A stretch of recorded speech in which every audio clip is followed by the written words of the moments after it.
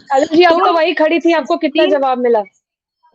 जी 3,62,000 ही total मत पड़े थे, वोट उतने ही पड़े थे, लेकिन 4.5 लाख की गिनती हो गई। कैसे हो गई?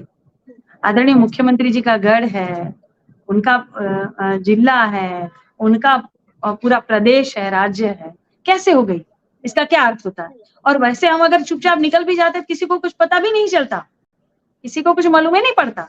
लेकिन हम वहां गए, हमने बताया लोगों को कि ये बात सच्चाई है। जब देखा, तथ्यों के साथ हमने बात रखी और सारे तर्क के साथ बात रखी, तब लोगों को पता चला कि हाँ, ये ऐसी धांधली हुई है। तो हर जगह ऐसी धांधली करते ही है, इसमें कोई दो राय नहीं।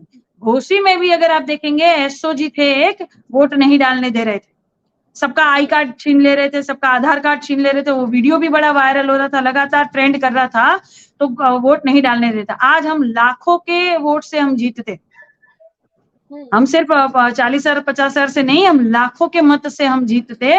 वहां भी कितने धांधली किए, लेकिन इस बार जनता ने सोच लिया था तख्ता पलट करना है, तो 2024 में भी जनता यही सोचेगी।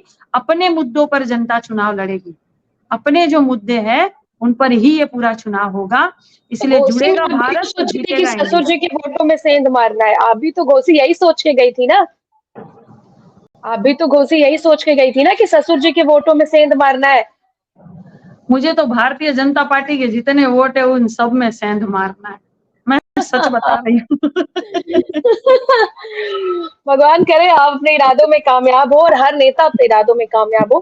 काजल जी, एक और अहम सवाल, और जो आपके, जब आप एक एक्ट्रेस थी, जो लोग तब से आपसे जुड़े हैं आपसे पूछना चाहते हैं, बड़ी आराम स्मूथ जिंदगी थी, टीवी पे आ रही थी आप, मेकअप, कपड़े, एक्शन, तमाम चीजें थी।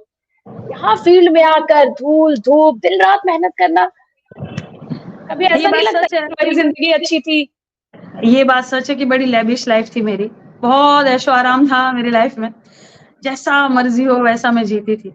तो वही बात है कि क्योंकि उत्तर प्रदेश में मेरी शादी हुई है, महुआ पार में, मैं हमेशा आती थी तो देखती थी जीवन, हमारे समाज का जीवन, हमारे लोगों का जीवन, और भी जो अन्य दलित पिछड़ा समाज के लोग हैं, पिछड़े समाज के, इनका जीवन सही नहीं है, सही होना चाहिए।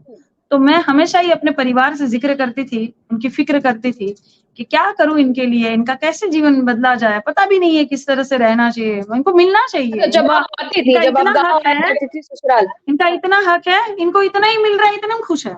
इनको समंदर मिलना चाहिए, इनको पानी बस मिल रहा है ऐसे एक ये भर के, इतने में खुश है। इनको सही मायने में पता नहीं है इनके हक अधिकार क्या है। तो मेरे परिवार वाले कहते थे कि समाज सेवा तो ठीक है आप करते रहते हो, वो अलग बात है, लेकिन जब तक आप पावर में नहीं आते हो या नेता नहीं बनते हो या जैसे लॉ बदली करने वाले अथॉराइट पर्सन आप नहीं बनते हो, तब तक आप क्या कर पाओगे। तो हमने कहा अच्छा ठीक है। 2012 में यूं ही परिवार के लोगों ने बात की कांग्रेस में, मैं तो शूटिंग कर रही थी और मुझे 2012 में टिकट मिल गया, अचानक ही मिल गया था टिकट बिना मिले। तो हमने कहा लड़ने में कोई बुराई नहीं है, पावर हाथ में आ जाएगा तो कम से कम अपने लोगों के लिए, ये जो गरीब जनता है इनके लिए मैं कुछ कर पाऊंगी। तो मैं सच बता रही हूँ, जो इनकी तकलीफें मैं देख रही हूँ ना, तो मैंने अपनी लेविश लाइफ छोड़ दी है। मैं चाहती हूँ कि मैं इनके लिए कुछ कर पाऊं, मैं चाहती हूँ कि जैसे सबकी पुण्यतिथि मनती है, ऐसे हमारी भी पुण्यतिथि मने, हमको याद किया जाए कि काजल निषाद ने एक जिंदगी पाई थी, उस जिंदगी में कुछ अच्छा काम किया। मैं इसलिए अपनी सारी लाइफ छोड़कर जनता के बीच में आ गई।